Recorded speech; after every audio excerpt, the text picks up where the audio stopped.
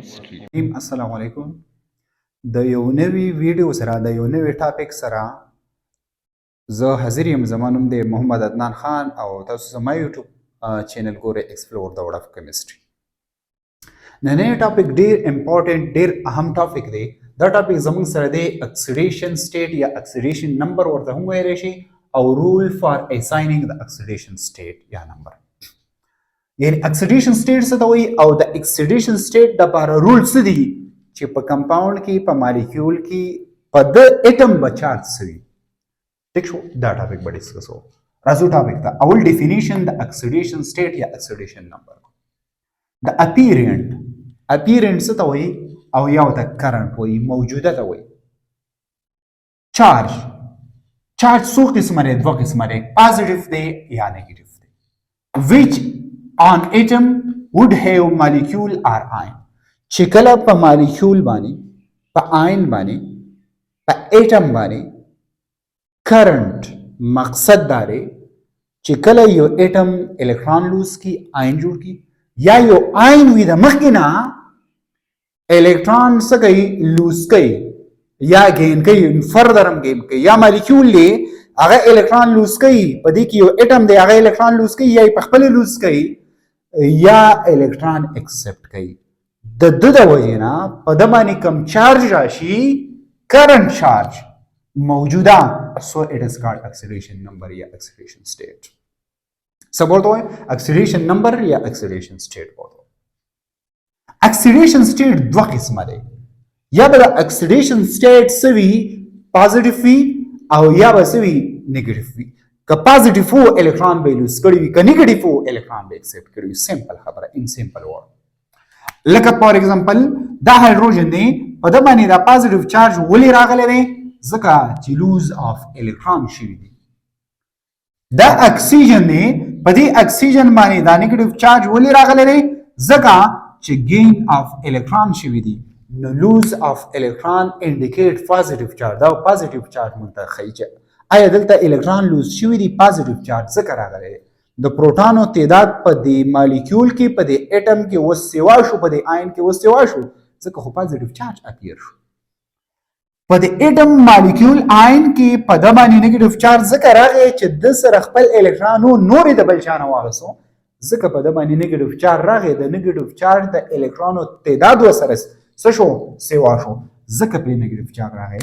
نو دی او دی د گین د وجې نه او د لوز د وجې نه په یو سپیشي چې کله پازیټیو یا نیگیټیو چارج راشي، سو اٹ از کالډ اکسیډیشن سټیټ. دې ته به موږ اکسیډیشن سټیټ وایو. دا په مالیکول هم راتلی شي. که هغه هر قسم مالیکول خو چې الکترون ته لوز کوي پازیټیو، الکترون لوز کوي پازیټیو چارج به پرې راځي، او که الکترون گین کوي نیگیټیو چارج به پرې راځي. لکه فار ایگزامپل داسې هم ویلی شي. فار ایگزامپل زموږ سره CH4 دا یو مالیکول دی، دی یو الکترون لوز کو، په ده باندې پازیټیو چارج راغی، نو د الکترون د لوز د وجې نه یا د گین د وجې نه چې کوم چارج راځي، اکسیډیشن نمبر یا اکسیډیشن سټیټ ورته موږ وایو. اوس د دې اکسیډیشن نمبر، د دې اکسیډیشن سټیټ لپاره، د دې د معلومولو لپاره یو څو خبرې دي، دا په ذهن کې کېږدئ، په کمپاوند باندې اپلای کوئ، تاسو ته به ایگزیکټ پته لګي چې په دې کمپاوند کې دی دومره لوز کړی دی، دومره گین کړی. راځو هغه رول وایو.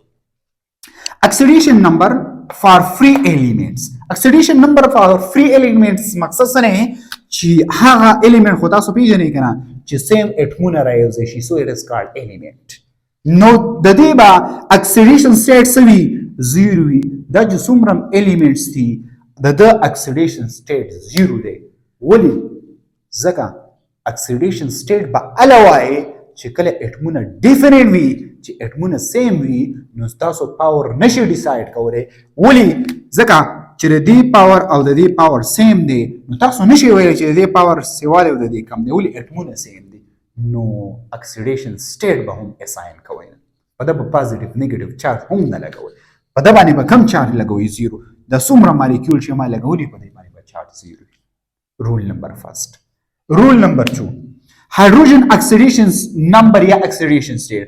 هایدروجن چې کله د نان میټل سره ریاکشن وکړي، واټ از مین بای نان میټل؟ هغه سبستانس چې کوم سبستانس نه هغه الیمنٹ چې د کوم الیمنٹ نه الکتریسيټي نه پاس کیږي په پیریډک ټیبل کې پوهه کما نو هغه ته موږ نان میټل وایو هغه الیمنٹ ته موږ نان میټل وایو نو چې کله هایدروجن د نان میټل سره ریاکشن وکړي لکه فار ایگزامپل HCl فار ایگزامپل H2 فار ایگزامپل HBr فار ایگزامپل H2SO4 دا ټول زموږ سره نان میټل دي د هایدروجن سره ملاو دي نو هایدروجن به بیا لوزر وي او ما تاسو دا ویل چې په لوزر باندې په پازیټیو چارج راځي نو هایدروجن په دې ټایم کې چې کله نان میټل کمپاوند د کمپاوند شارټ سپیلنګ باندې کوي ها فل سپیلنګ باندې دی نو په دا باندې په پازیټیو چارج او که فرض کا د هایدروجن د میټل سره ملاو شو what is mean by metals هغه elements هغه substance چې دا غنا بجلی پاس کی مولټن سټیټ نه ویما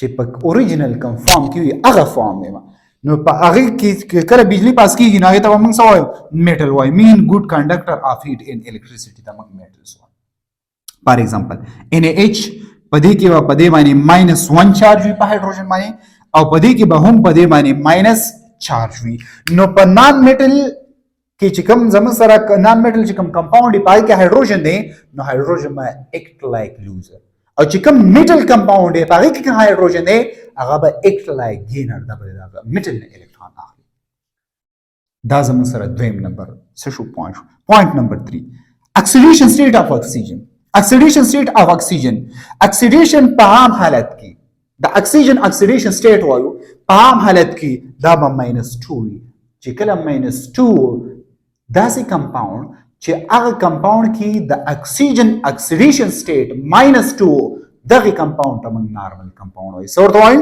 نارمل کمپاوند نو نارمل کمپاوند کې به د اکسیډیشن سټیټ اف اکسیجن دا سوي دا به -2 وي لکه فار ایگزامپل دا زموږ سره په دې ځای کې د اکسیجن -2 دي ته نارمل کمپاوند تاسو ویلی شي ٹھیک شو ها یا فار ایگزامپل زه داسې واخلم چې زموږ سره دی Na2O دا زموږ سره په دې باندې اکسیډیشن سټیټ -2 دی ته تاسو نارمل کمپاوند وایي نارمل اکساید ورته ویلی شي یا زموږ سره نارمل اکساید دی اکساید څه ته وایي باینري کمپاوند اف اکسیجن باینري څه ته وایي 2 چې یوه حصه د اکسیجن یوه حصه د بل وي نو ګوره دا یوه حصه د یو د یو حصه د بل نو دې ته موږ باینري کمپاوند او که فرض کا پر اکساید وي what is mean by پر اکساید هغه اکساید هغه کمپاوند په کوم کمپاوند کې چې د اکسیجن اکسیډیشن سټیټ -1 وي هغه ته موږ پر اکساید وایو ٹھیک شو نو پر اکساید هم کې دی شي لکه فار ایگزامپل زموږ سره لکه فار ایگزامپل د دې ایگزامپل زه دلته لیکم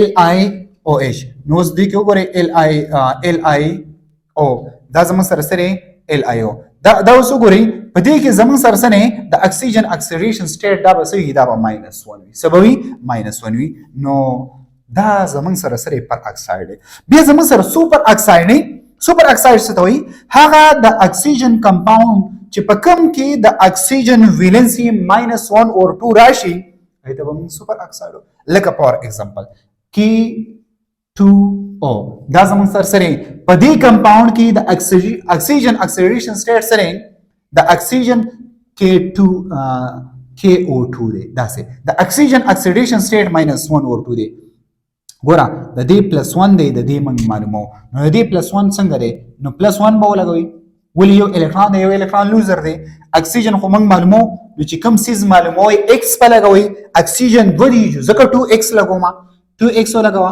ٹھیک شو او چارج فینیش نو 0 شو ها دا 1 به اخو وړي نو 2x = 1 شو دا په 2 باندې ډیوایډ کا او دا په 2 باندې ډیوایډ کا نو دا خو ماینس دا 1 دی نو الته چې وړي -1 بشي نو دا دوه به کټ شي x = -1 اور 2 په دې KO2 فارمولا کې زمنګ سره یا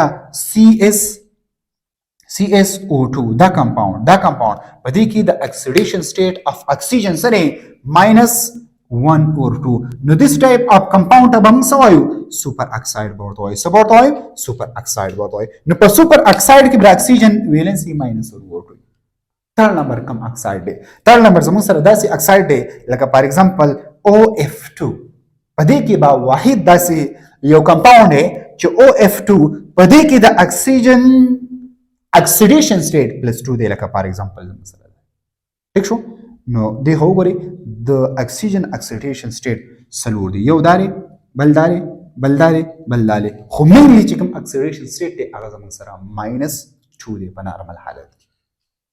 راځو نمبر 4 پوینټ اکسلریشن نمبر اف ګروپ 1 په ګروپ 1 کې یو الکترون دی ویلنس الکترون دی اکسلریشن سټیټ به +1 وي د دویم نمبر ګروپ به +2 وي ولې دوه الکترون به لوز کوي د دریم به +3 وي د څلورم به +4 -4 هم کېدای شي د پنځم به -3 داسې راځي داسې پسې اخوځي ټیک شو. ها بیا لکه فار ایگزامپل د څلورم څنګه د څلورم څنګه +4 -4 کېدای شي. بده یو اگزامپل وګورئ د څلورم نمبر ګروپ لکه فار ایگزامپل زموږ سره کاربن ډای اکساید دی نو په دې حالت کې د کاربن ګوره د یو اکسیجن -2 دی نو 2 دی نو -4 بشي ها اوس چې دی -4 دی نو دا +4 یې کنه نو په دې ځای کې د کاربن اکسیډیشن سټیټ +4 دی ولې دا د څلورم ګروپ سره تعلق لري. اوس که فار ایگزامپل زه د CH4 مالیکول وګورم په CH4 مالیکول کې کاربن څوم دی کاربن دی -4 ولې یو هایدروجن یو الکترون لوز کوي ولې ما تاسو دا ویل چې په نان میټل هایدرایډ هایدروجن چې په کمپاوند کې او نان میټل ورسره وي نو هایدروجن به اکټ لایک لوزر وي دلته دا اوس لوزر دی څلور الکترون یو لوز کوي نو څلور به څلور لوز کوي نو کاربن به څلور ایکسپټ کوي نیگیټیو چارج نو پازیټیو په څلورم نمبر ګروپ هم راتلی شي نیگیټیو هم راتلی شي. ها بیا 5 نمبر پوینټ سره اکسیډیشن نمبر اف هالوجن څه ته وایي هالوجن وایي فلورین تا کلورین تا برومین تا آیودین تا ایټسټرا دې ته موږ څه وایو دې ته موږ هالوجن فیملی وایو. هالوجن فیملی وته ولې وایو چې کله دا د میټل سره ریاکشن وکړي دا سالټ جوړي هالوجن مین سالټ فارمر دی مالګه جوړي مالګه کمپاوند جوړي نو ځکه وته موږ هالوجن وایو. په دې به همیشه سوي د دې به اکسیډیشن سټیټ -1 وي ولې د دې یو الکترون ضرورت دی نو ټول به یو الکترون ایکسپټ کی په دې ټولو باندې به داسې -1 چارج راشي. دا زموږ سره شو پوینټ نمبر 5 شو. پوینټ نمبر 6 the algebraic sum of the oxidation number of all the atom in molecule is 0. که فرض کا زموږ سره یو مالیکول څه ته وایي چې په هغه باندې ټوټلی چارج سوي 0 وي. مقصد دا دی مالیکولر آین نه یادوم مالیکول یادوم نیوټرل مالیکول یادوم لکه فار ایگزامپل زموږ سره H2O دا نیوټرل مالیکول دی H2SO4 دا نیوټرل مالیکول دی ٹھیک شو.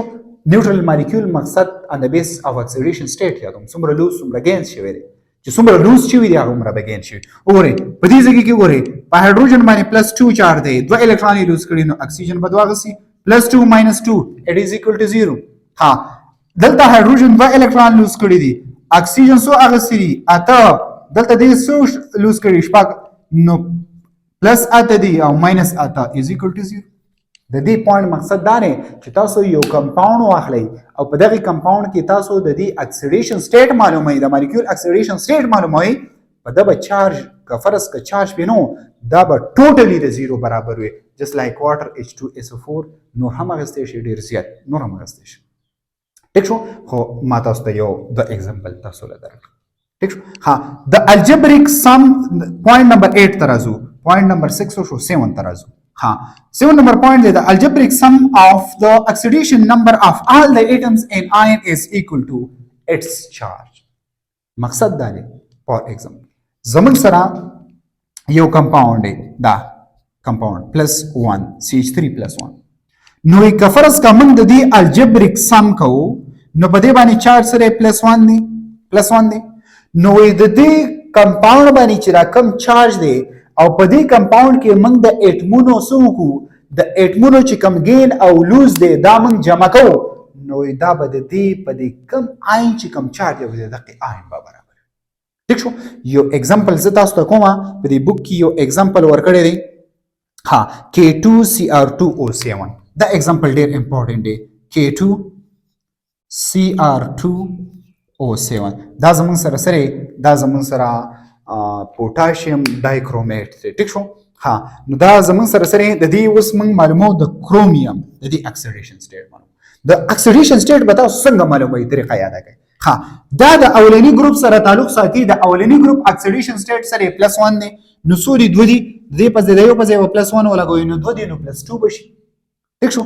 ها دا کرومیوم چې کوم دی دا خو موږ معلومو نو چې معلوموي نو x ولګوي دا کرومیوم څو دي 2 دي نو 2x په ولګوي څه به ولګوي 2x په ولګوي بیا چې دا ختم شو پلس ساين به ولګوي ځکه دا موږ معلومو نو ځکه موږ د دې لپاره x لګو ها د یو اکسیډیشن د یو اکسیجن اکسیډیشن سټیټ په نارمل حالت کې -2 دی نو د سطو بس شي -14 بشي څه بشي -14 او په دې باندې چارج تا نشته نو د 0 دا ټول به 0 ځکه دا پوینټ نمبر 6 سره دا تعلق ساتي دا ها وځي وګورئ دا دوانه به جمع کو دا دوانه چې کله موږ جمع کو نو 2x -12 وشي او is equal to 0 نو دا 2x په خپل ځای پرې دا -12 چې هغه خوړی نو +12 وشي نو دام په 2 ډیوایډ کا او دام په 2 باندې ډیوایډ کا نو x is equal to 6 د یو کرومیوم 6 راغی نو د 2 کرومیوم به بار راشي ډیر اسانه طریقه ده وګورئ